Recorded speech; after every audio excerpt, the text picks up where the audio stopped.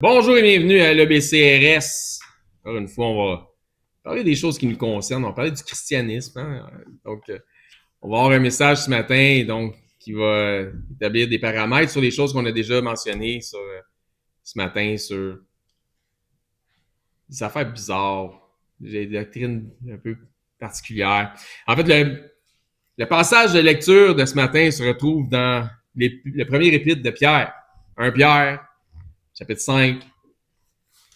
Et le titre du message de ce matin, c'est le paganisme 2.0.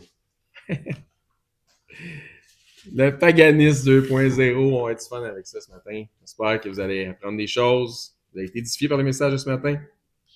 Donc, on va lire, j'ai 1 Pierre 5, versets 1, 2, 3 et 4. Il dit là, Pierre étant un apôtre, il dit, voici les exhortations que j'adresse aux anciens qui sont parmi vous. Moi, ancien comme eux. Donc, il est en train, je pense qu'il s'adresse à, grosso modo, des pasteurs. Vous allez voir, c'est ça. Des évêques. Témoins des souffrances de Christ et participants de la gloire qui doit être manifestée. Paissez le troupeau, donc des pasteurs. Paissez le troupeau de Dieu qui est sous votre garde, non par contrainte, mais volontairement. Selon Dieu, donc selon ce que Dieu enseigne, selon la parole de Dieu, selon la volonté de Dieu. Non pour un gain sordide. Non pour un gain sordide, mais avec dévouement. La première chose, c'est pas le chèque de paye, c'est le service. S'il y a un chèque de paye qui vient avec, tant mieux. Puis s'il n'y en a pas, tant pis. Le Seigneur fait faire provision d'une autre façon. Non, écoutez bien ça. Non, il parle toujours à des pasteurs de troupeaux, là, des bergers, des sous-bergers, en fait, vous allez voir. Il dit non comme dominant sur ceux qui vous sont échus en partage. Donc, vous avez un groupe. Il dit ne pas avoir domination sur ces gens-là. Pas des gourous de secte, là. Pas des boss de bécosse, là. Hein, pas vous êtes des subordonnés puis c'est moi qui est boss, là. Non, non, non. Pas comme ayant domination. T'es un frère. Tu rends service. Non comme dominant sur ceux qui vous sont échus en partage, mais en étant les modèles du troupeau. Puis comment tu fais pour être un modèle en étant un boss de bécosse? Comprenez l'expression? Petit boss de bécosse, ça veut dire un micromanager, là. Et lorsque le souverain pasteur paraîtra, donc Jésus-Christ, donc des sous-bergers, le grand berger, vous obtiendrez la couronne incorruptible de la gloire, de la même gloire qu'il disait quand il dit, et participant de la gloire qui doit être manifestée, qui nous dit le premier verset. Les deux dernières études que j'ai faites, mis à part là, celle de l'Action de grâce, mais je parle du sujet qui nous concerne, il n'était pas tellement en lien ou en ligne directe avec l'historique ou l'historicité de la chrétienté. Comme je l'ai dit, un de mes premiers buts dans mes études concernant les religions monothéistes, concernant le christianisme, c'était d'arriver à comprendre comment la puissante secte du catholicisme romain avait vu le jour. Est-ce que ça avait commencé quelque part? Parce que les autres, ils prônent qu'ils ont toujours été et que Jésus-Christ est le fondateur euh, de leur église, de leur mouvement, etc., puis que ça a commencé avec Jésus. Mais c'est pas vraiment ce qu'on a sorti comme substance. En cherchant dans l'histoire, on a vu qu'il y a quelque chose qui s'était passé à un certain moment d'année, puis on va en reparler un petit peu. Donc, je voulais qu'on puisse comprendre ensemble s'il y avait eu un espace-temps où l'Église catholique romaine avait eu son point de départ. On a vu que c'était quelque chose qui était devenu un progressif. Si vous avez suivi les études jusqu'à présent, vous devriez être à même de comprendre qu'en dépit de leur idéologie, Jésus-Christ n'est pas le fondateur de leur mouvement. C'est simplement une transformation du paganisme polythéiste romain en une religion d'hommes qui prend Christ et la chrétienté et la piété comme un prétexte, comme étant un prétexte religieux. Donc, je répète ça. Si vous allez voir, je pense que vous êtes à même, il y en a déjà qui sont à même de comprendre que c'est vraiment ça qui s'est passé. Hein, on a vu l'histoire, comment ça s'est développé, on a vu Constantin, on a vu les pères de l'Église, on a toutes vu ces choses-là. Donc, c'est simplement une transformation du paganisme polythéiste romain en une religion d'homme qui prend Christ et la chrétienté et la piété comme étant un prétexte religieux. Ce n'est pas une conversion qui s'est passée, mais c'est une transformation qui s'est opérée, une transposition, puis une sorte d'adaptation religieuse à un nouveau mouvement grandissant qui était le christianisme. Donc, le patriotisme religieux polythéiste ne fonctionnait pas ou ne fonctionnait plus à Rome, et c'était pour eux la chute de leur système, puis ils ont mis ça sur la faute sur les chrétiens puis le christianisme. Ben, solution, l'annihilation, c'est un mot que j'utilise souvent, comme vous voyez, du christianisme via les persécutions horribles, sanglantes et avec une grande force. Puis là, l'échec des persécutions par un concours de circonstances apporte une sorte de capitulation. Maintenant, on passe du patriotisme romain polythéiste à la tentative d'un renouveau patriotique par le christianisme. C'est ça qui s'est passé, si vous vous souvenez de l'histoire, toutes les choses qu'on a vues. C'est là que les plus grandes transformations, parce que je vous dis, c'est un système qui s'est transformé et non pas c'est un système qui a vraiment pris part, qui a une conversion, mais c'est une transformation. C'est là que les plus grandes transformations s'opèrent. Ce n'est pas une conversion, comme j'ai dit, c'est une transposition d'éléments religieux vers une transformation des concepts. Suivez-moi. Les Augustes sont remplacés par les papes. Les Césars sont remplacés par les évêques, les archevêques. OK? Comprenez-vous la transformation? OK. Les temples d'idoles sont remplacés par des lieux de rassemblement chrétien. Vrai. Il n'y a pas d'argument à avoir. Les déités féminines sont remplacées par la Sainte Vierge. Les multiples statues de divinités païennes sont remplacées par le culte des reliques et éventuellement par des statues de supposés saints canonisés. Encore une fois, il n'y a pas de débat à avoir. C'est une transposition, c'est une transformation des choses qui existaient déjà. Les soldats deviennent des moines, deviennent des clercs, deviennent des presbytes. Les collecteurs de taxes deviennent des curés, hein, des curats, des curateurs, et etc. et j'en passe. Donc, quel est le titre de notre message de ce matin? Paganisme 2.0. Donc, un renouveau, un nouveau paganisme, une deuxième forme de paganisme, si vous voulez. C'est ça, un paganisme 2.0. Transformation, transposition et adaptation religieuse. C'est ce qui s'est passé. C'est comme ça que ça s'est passé. C'est ce qui s'est produit. La conquête du monde par Rome va continuer de s'opérer. Ça s'opérait, mais ça va continuer de s'opérer, mais là, ça va être par des stratégies d'endoctrinement. Avant, c'était la force militaire et tu vas payer le tribut parce qu'on t'a conquis. Ensuite, c'est l'endoctrinement par l'autorité, parfois par la force, puis là, tu vas payer ta dîme. Voyez-vous la transposition et la transformation? Paganisme 2.0. Même le Panthéon romain, qui était un temple dédié aux idoles romaines, c'est un bâtiment qui était dédié à l'ensemble des dieux romains, a été transformé au 7e siècle comme étant la basilique de la Sainte Vierge aux martyrs. Bâtiment dans lequel les statues des dieux romains ont été remplacées par des statues représentant des saints morts en martyrs, pour la plupart qui avaient été martyrisés puis tués par Rome. C'est spécial, mais c'est ça. En part pour ce qui est des partis qui s'identifient à l'orthodoxie, issus d'une division entre l'Orient et l'Occident, donc, c'est les Romains, catholiques orthodoxes plus grecs ou dans l'orthodoxie. L'Église catholique romaine se donne même l'autorité d'inclure tous les autres mouvements chrétiens dans le protestantisme, incluant les anglicans. Parce que les anglicans, la façon que ça s'est splitté, ça a été un peu différent.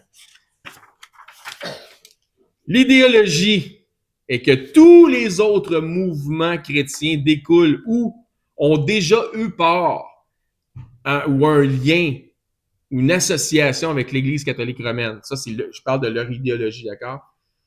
Donc, tous sont protestants puisqu'ils protestent contre l'autorité religieuse de la primauté romaine. L'autre réalité, c'est parce que pour quelqu'un, sa réalité, c'est la vérité, mais sa réalité ne veut pas nécessairement dire que c'est... Non, je répète. Pour quelqu'un ou pour un individu, pour un groupe, leur réalité est leur vérité, mais ce n'est pas nécessairement la vérité. Me suivez-vous? Il y a une différence entre ta réalité et ce qui est vrai. Puis ta réalité peut être faussée, peut être biaisée, peut être etc., etc., etc. C'est pour ça qu'il y a deux camps politiques. Ils ont une réalité, c'est leur vérité, puis l'autre a une réalité, puis c'est leur vérité. Puis un peu comme j'avais une discussion avec Olivier aujourd'hui, il parlait avec quelqu'un justement de théologie, puis il a dit, soit j'ai raison, soit tu as raison, soit qu'on a les deux torts. Il n'y a pas d'autre option. Right? Okay. Continue. Ben, il y aurait la vérité. Oui, c'est ça. Oui, mais si... Bon, regarde bien ça. Soit que tu as raison, soit que j'ai raison, soit qu'on a les deux torts. Et s'il y en a un des deux qui a raison, ça, c'est pour un ou l'autre a la vérité. Fait que, bon, l'autre réalité, pour revenir à ça, c'est que le protestantisme n'est pas. Le protestantisme n'est pas, car l'Église catholique romaine a commencé quand la parole de Dieu a arrêté d'être l'autorité doctrinale d'un certain mouvement dit chrétien. Je répète ça. L'idéologie est que tous les autres mouvements chrétiens découlent ou ont déjà eu un lien ou une appartenance, une association à l'Église, avec l'Église catholique romaine. Donc, tous sont des protestants, puisqu'ils protestent contre l'autorité de la primauté religieuse romaine. L'autre réalité, qui est probablement une vérité, ça dépend de vous autres, comment vous le prenez, c'est que le protestantisme n'est pas.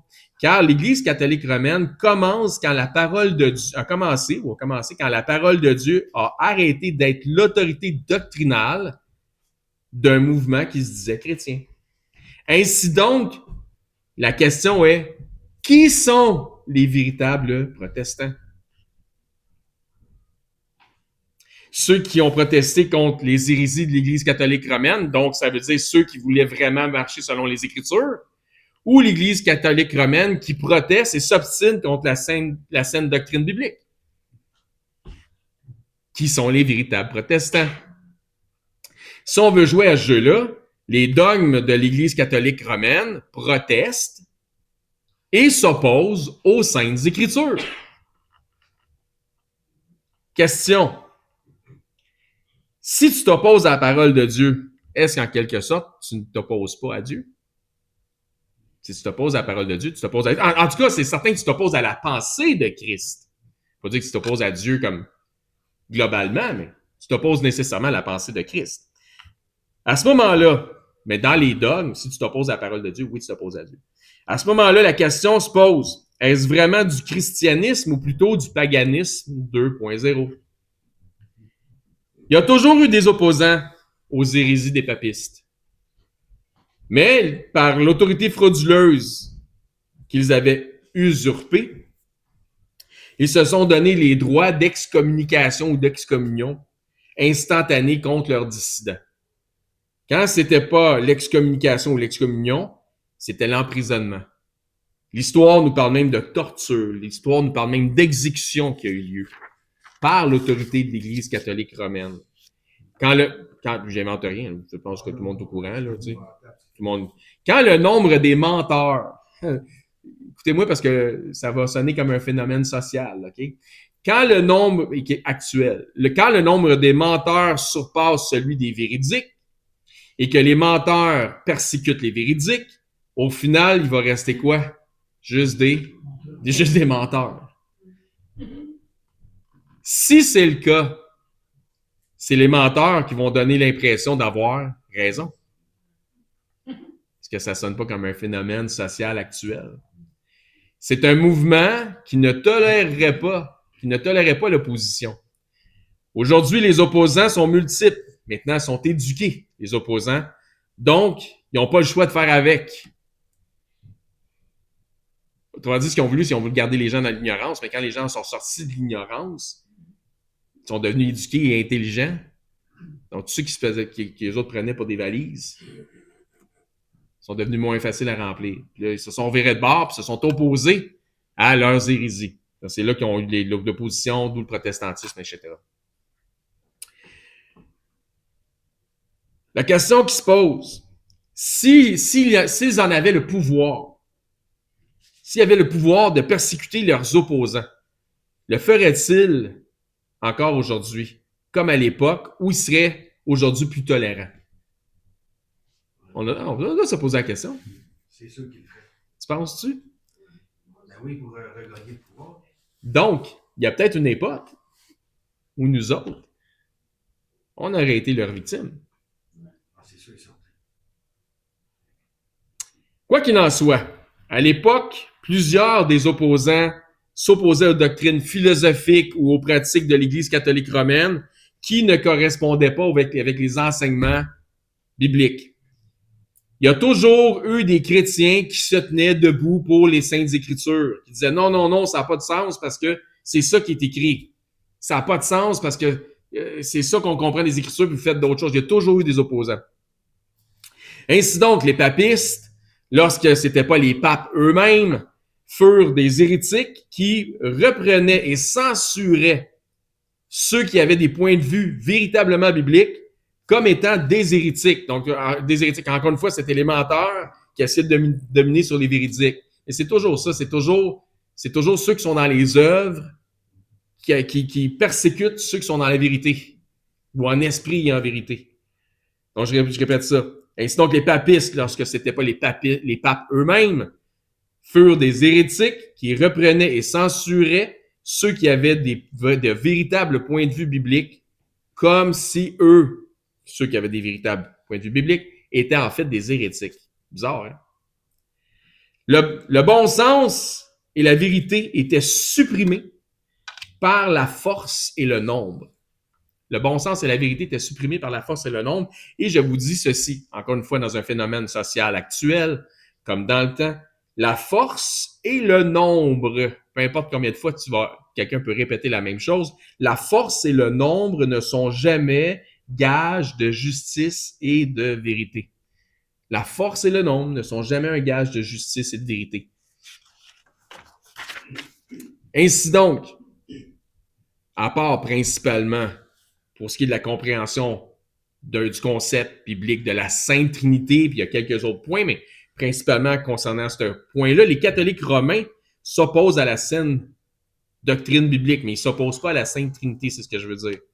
Soit dit en passant, l'établissement de la doctrine biblique, de la déité de Christ, de la Sainte Trinité, ces choses-là, ça avait déjà été débattu avant, hein, on le voit avec l'arianisme, toutes ces choses-là, avant vraiment le grand tournant de l'Église catholique romaine puis de l'appropriation romaine. Donc, c'est déjà quelque chose d'établi. C'est pas comme s'ils l'ont inventé, là, où ils ont mis ça, c'était déjà ça qui roulait, là. C'est les autres choses qui sont venues après qui étaient bizarres.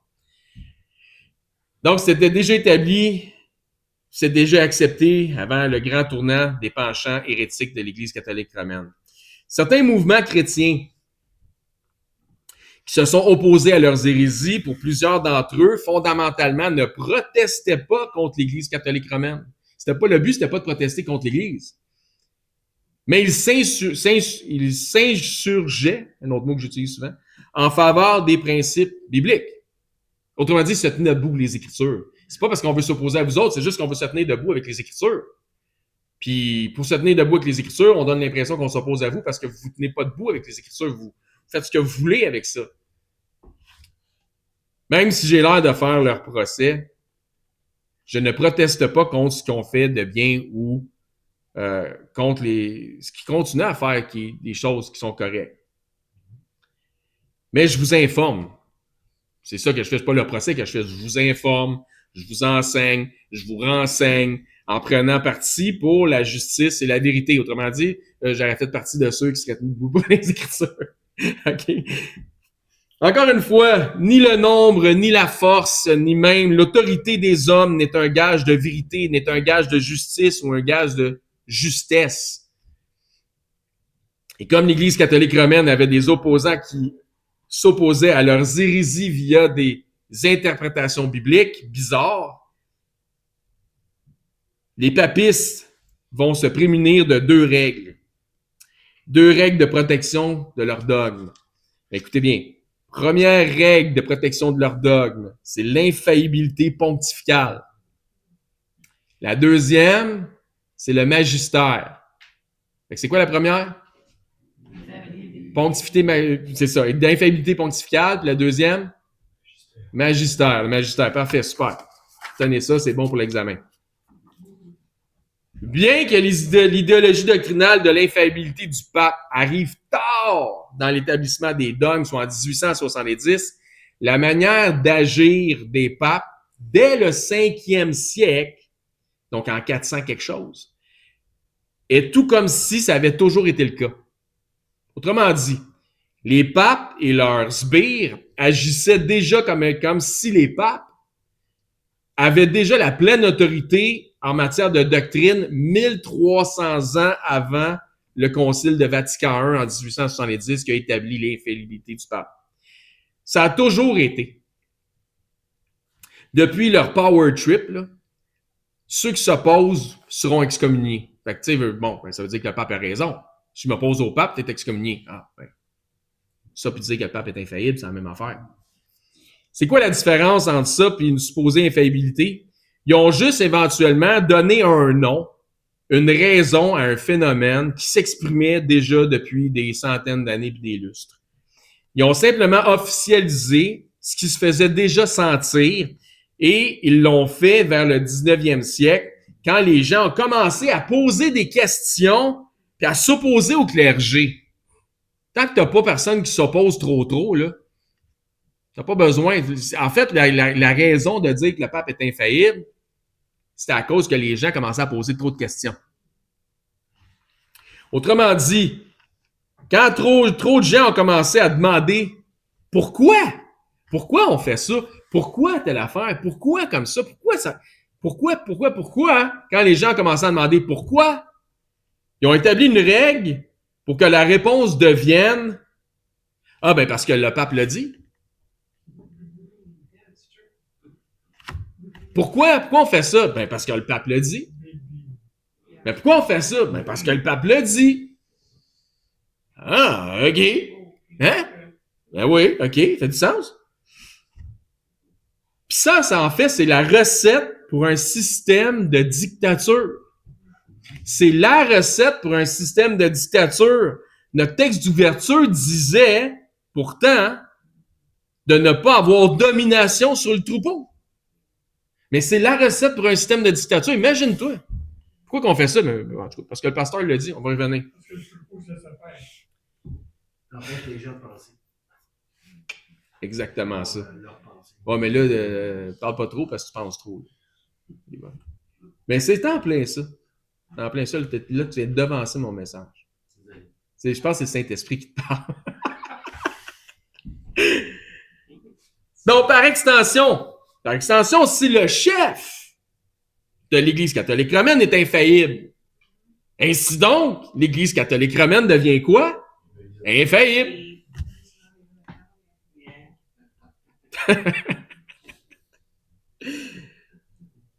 Parce que le jugement, ou plutôt le manque de jugement, de celui qui est représentant de l'ensemble des catholiques romains, engage la foi de tous les croyants de ce mouvement.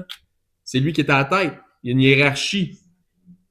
Hein? Donc, celui qui engage l'ensemble de la foi de ceux des croyants, ben, c'est le pape. C'est de lui que je parle. Donc, c'est la recette du dictatorship. Tais-toi, pose pas trop de questions, réfléchis pas, puis obéis. Tais-toi, pose pas trop de questions, réfléchis pas, là, puis obéis.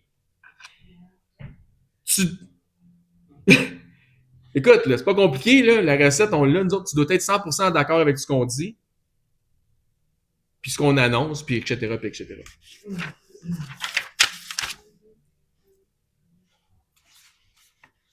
De toute façon, t'es qui, toi? Pense-y. Tu crois pas en tel... Mettons, là, t'arrives, là. Là, tu crois pas en telle chose. Mettons, mon fils, il vient me voir, hey, père, tu crois ça à ça? Ça fait-tu, tu sais, c'est enfant, genre, nous autres, on est des catholiques romains, on croit pas à ça, nous autres. OK, parfait. Puis là, le pape, le lendemain, il dit le contraire. Ben, faut que tu, automatiquement, le lendemain, tu te mettes à croire qu'est-ce que le pape vient de dire. Même si tu le croyais pas la veille. Ouais, c'est ça, exact. Ça a bien du sens. Comme il dit, tu viens de changer ton fusil d'épaule. Même pas de question. Ben avant 1870, dès le 6e siècle, là, tu s'en vas voir ton fils le lendemain. Finalement, on est des catholiques romains, on croit à ça. Changer d'idée aujourd'hui. Bien avant 1870, dès le 6e siècle, les plus influents annonçaient que les décisions du pontife étaient irréformables. Donc, je veux dire qu'en 1870, ils ont juste donné un nom, l'infaillibilité du pape, parce qu'il avait déjà établi comme étant une règle à suivre. On disait des papes que ceux-ci, étant selon l'ordre divin ou du divin, dans la continuité apostolique de Saint-Pierre, ceux-ci ne pouvaient être hérétiques, donc ils sont infaillibles, en matière de doctrine, en matière de foi, puis ils ne pouvaient pas être non plus erronés en matière de mœurs. Autrement dit, infaillibles. Mais c'était le même depuis des centaines d'années. Encore une fois, cette idéologie est un élément puissant dans des régimes de dictature. Donc, tu te lances dans le catholicisme romain, corps et âme, là, ben, tu te lances dans un régime qui prône la dictature. C'est la fameuse maxime « On veut ton bien, puis on va l'avoir. » Ouais, ben c'est ça ton bien. On veut ton bien, puis on va l'avoir. Débarrassez-vous des biens de la terre, amenez ça au presbytère. Pourquoi qu'on fait ça? Tu sais, mettons, Olivier me pose des questions. Pourquoi qu'on fait ça? Parce qu'on y croit. Pourquoi qu'on y croit? Parce que le pape l'a dit. Pourquoi qu'on fait ça? Parce qu'on y croit. Pourquoi? Ben parce que le pape l'a dit. Comme récemment expliqué, avant que je parte pour Cuba, j'avais prêché un message. Les influences qu'on a engendrent nos convictions. Et nos convictions vont engendrer certaines actions qu'on va prendre. Vous vous souvenez de ça? Oui. Soyons donc prudents, soyons donc sages, soyons donc avisés contre ce qui s'apparente à des systèmes de dictature. Je répète, comme récemment expliqué, les influences, nos influences qu'on reçoit peuvent engendrer nos convictions. Et nos convictions engendrer certaines actions. Soyons donc prudents, soyons donc sages et avisés contre ce qui s'apparente comme étant des systèmes de dictature. Et des fois, c'est subtil. Pourquoi qu'on croit ça? Parce qu'on y croit. Mais pourquoi qu'on croit à ça? Parce que le gouvernement l'a dit. Ah. Pourquoi qu'on croit ça? Parce qu'on y croit. Pourquoi? Ben parce que il va à TVA. TVA l'a dit. Ah, ok. Pourquoi qu'on croit ça? Ben parce que la mairesse, elle l'a dit. OK, mais pourquoi qu'on croit ça? Ben parce que le premier ministre l'a dit. Ah, OK. Mais pourquoi qu'on croit ça? Parce que tu l'as dit. Parce qu'un docteur, parce qu'un spécialiste, parce qu'un expert, C'est la science. c'est ça, docteur, spécialiste, expert, l'a dit. Ah, OK. OK. Ah, c'est un docteur, un expert, un spécialiste l'a dit. On va croire à ça. Pas besoin de checker les contre-respectives. Comme Serge vient de dire, pourquoi qu'on croit ça? Ben parce que le pasteur l'a dit. C'est pas mieux, là. C'est pas mieux. En tant qu'enseignant, moi, je souhaite pas vous imposer mes convictions, là. Et qu'ainsi mes convictions deviennent absolument les vôtres. Mon influence devrait vous porter à regarder à Christ et aux Écritures. Amen. Mon influence devrait vous apporter à regarder à Christ puis aux Écritures, à la pensée de Christ. Ainsi, l'influence de la pensée de Christ puisse devenir vos propres convictions et plaise à Dieu que votre foi engendre des actions par votre mise en pratique de la parole. Suivez-vous? Ainsi donc, vos convictions deviennent véritablement vos convictions et non pas des convictions imposées par l'entremise d'un petit pape. Je ne suis pas un petit pape. Pas un pape pantoute, pas petit non plus. Donc, dans l'entremise d'un mini-pape. Vos enseignements ici, vos enseignants, je voulais dire, vos enseignants ici, je suis pas tout seul, mais vos enseignants ici ne sont pas des dictateurs ou les dictateurs de vos convictions. Nous sommes, par la volonté de Dieu, des influences, c'est certain, mais des influences à vous tourner vers Dieu et son Fils, afin que votre foi soit en lui et non en les hommes. Donc, je répète ça. Vos enseignants ici ne sont pas les dictateurs de vos convictions. Nous sommes, par la volonté de Dieu, des influences. C'est certain qu'on souhaite l'être, puis on veut l'être, puis il faut qu'on le soit, parce qu'il faut être le modèle des troupeaux, right?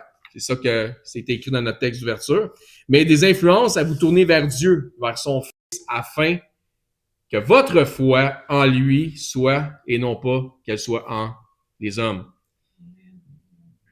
Donc, tel que je vous l'ai dit, aussi, il y a aussi la deuxième couche de protection concernant les papistes puis la protection de leur dogme. Je vous avais dit qu'il y en avait une puis une deuxième. La première, c'était l'infaillibilité des papes, si vous voulez. Et la deuxième, c'était magistère. Le magistère de l'Église catholique, du latin magistère, signifie celui qui enseigne ou le maître. Ça désigne l'autorité, regardons, c'est surprenant, l'autorité pastorale exercée en matière de foi et de morale par l'ensemble des évêques, en communion avec donc les évêques, les archevêques, en communion avec le pape sur les fidèles catholiques du catholicisme romain. En langage clair, les évêques, en communion avec le pape, ont l'autorité d'interprétation des Écritures. Ils ont le droit, je vais vous traduire ça, ils ont le droit de tordre les Écritures afin que l'interprétation des textes s'accorde avec leur narratif idéologique. Ça, c'est ce qu'ils disent pas, mais c'est ça que ça veut dire. OK? C'est leur rôle d'imposer sur les laïcs les interprétations choisies des Écritures. Autrement dit, si tu fais pas partie du clergé, t'es trop ignore, je voulais que tu le saches, pour comprendre les Écritures. Si donc il y a quelque chose que tu comprends pas dans les dogmes de l'Église catholique romaine, ben pose-toi pas trop de questions, là. C'est que t'es pas assez intelligent pour comprendre. Donc, t'as juste à croire sans poser de questions. Exact. Faut pas te leurrer. Le magistère de l'Église catholique romaine est une invention humaine qui sonne comme officielle aux oreilles de leurs disciples et les plus soumis au régime sont convaincus que ça vient de l'autorité, que l'autorité de cet office-là vient du divin. Tu suivez? Parce que c'est une hiérarchie. T'as le pape, après ça, t'as Jésus puis t'as Dieu, là, tu sais. T'as le magistère qui est en dessous du pape. Puis... T'es qui, dans le fond, toi? Pauvre paysan. Pour t'opposer au très saint et prestigieux magistère de l'Église catholique romaine. C'était très saint et prestigieux. Voyez-vous comment il y a un genre de caste? Nous autres, on est l'élite, vous autres, vous êtes des épais. Retourne traire tes vaches. Retourne traire tes vaches, je veux manger du fromage. Arrête! Tu vas venir prêcher, oui. L'Église catholique romaine a déjà imposé une interdiction laïque de lire les Écritures. C'est vrai. Je me suis fait dire souvent. T'as la veille, là. Tu gardes les gens ignorants. Ouais, mais toi, tu commences à être connaissant, je trouve, là. Aujourd'hui, il tente de cacher ses faits historiques en les catégorisant de mythes. Le fait que qu'il a interdit ça aux laïcs de lire les Écritures. Hey, c'est pas... Ça fait pas 1000 ans. Hein? Non, mais c'est ça. Ça fait 60 ans. Hey, bro, arrête! Mais ce ne sont pas des mythes, parce qu'il y a encore des gens en vie aujourd'hui, comme Lou Martin, il n'arrête pas de dire, il devance tout ce que je dis. On dit, c'est ça qu'il écrit. Il y a des gens encore aujourd'hui qui sont en vie qui se rappellent très bien d'avoir été découragés par le clergé de lire la Bible. Oui. Good shot. T'as pas besoin de lire la Bible si t'es pas au minimum un curé ou tu fais pas partie du clergé. C'est pour ça que tu as le petit catéchisme. T'as pas besoin de lire la Bible, on t'a fait un petit fascicule, OK? C'est pour ça que tu as un petit catéchisme, lequel t'indique tout ce que tu as besoin de savoir afin que tu poses pas trop de questions, puis que tu obéisses aveuglément. Dans lequel le petit catéchisme, les 10 commandements sont trafiqués. Car on a volontairement retiré le commencement qui interdit les images taillées, parce que si tu lis ça dans la Bible, tu vas voir qu'on fait quelque chose de pas correct. Fait qu'on a fait le petit catéchisme, puis on a enlevé le commandement qui dit de ne pas avoir d'images taillées, puis de ne pas les servir, puis etc., puis etc. Puis tu serviras l'Éternel ton Dieu seul, puis on a enlevé l'histoire des images taillées. En divisant, puis là, sauf que là, on est rendu à 9 commandements pour en avoir 10.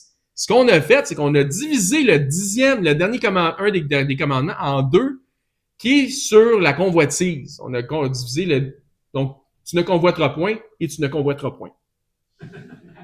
C'est à peu près ça.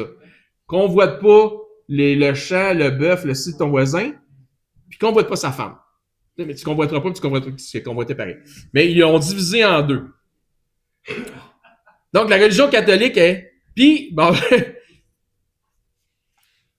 on te rend... donc, un peu comme Louis Martin dit, on prend littéralement donc pour une valise. pour un être de second rang. T'es qui, toi, pauvre paysan? Ce qui fait que nous sommes les élites, comme j'ai dit, retourne traire les vaches parce que je veux manger du fromage. Tu comprends? T'as pas besoin d'être intelligent parce que nous autres, on a réussi à être intelligent à ta place. Fait que tu peux rester sans dessin. Donc, c'est une forme d'élitisme. Là, quand t'es intelligent, c'est l'œil qui se met à genoux, c'est tout à fait. Ouais, la preuve qu'ils sont intelligents, c'est le pape qui a béni un gros morceau de glace dernièrement. Ah, tu sais pas quoi.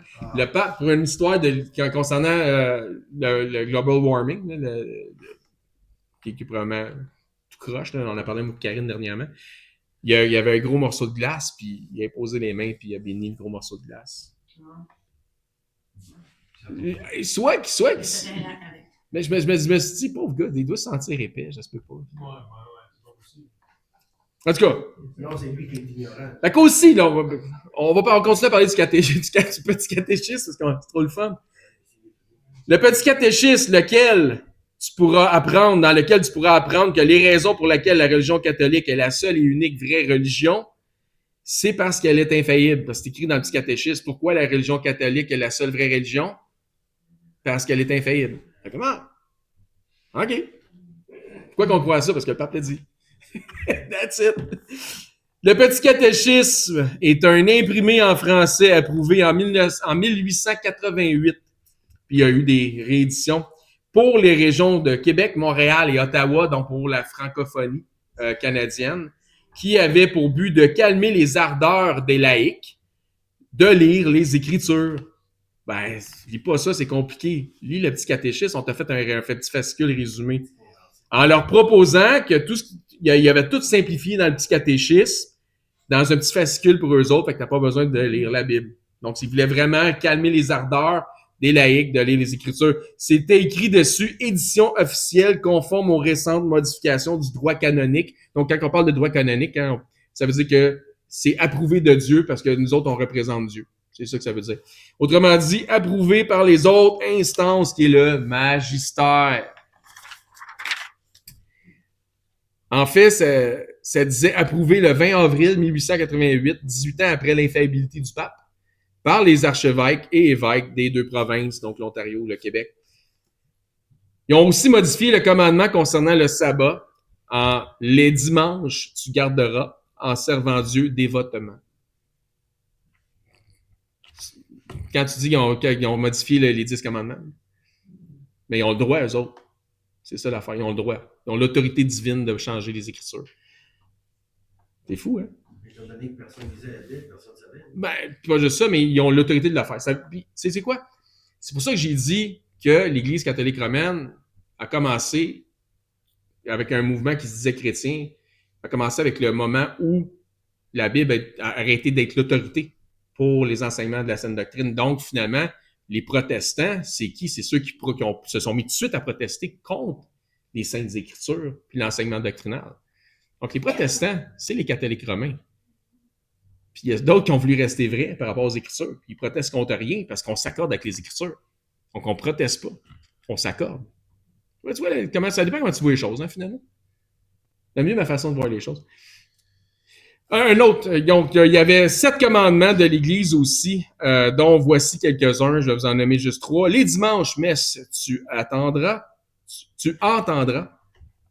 Les vendredis, chair, tu ne mangeras. Quand j'étais jeune, je mangeais du poisson volontiers. T'es-tu content de plus être jeune?